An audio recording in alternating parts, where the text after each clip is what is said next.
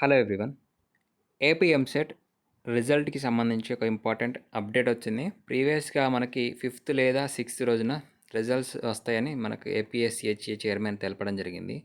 So, ఆ రెండిట్లో date అయితే మనకి ఫైనల్ అయింది ఆల్మోస్ట్. దీనికి సంబంధించి ఈరోజు ఒక అప్డేట్ వచ్చింది.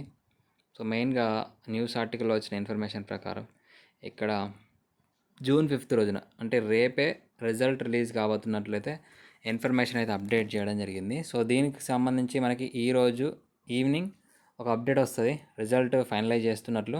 సో, ప్రెజెంట్ మనకి ఈరోజు ఎలక్షన్స్ రిజల్ట్ కాబట్టి ఒకవేళ న్యూస్ వస్తే రేపు మార్నింగే రావచ్చు. ఈరోజే ఫలితాలు విడుదలని. సో, దీనికి సంబంధించి ఫైనల్ క్లారిటీ అయితే రావాలి. సో, ఒక న్యూస్ ఆర్టికల్‌లో రావడం జరిగింది జూన్ 5థ్ అని.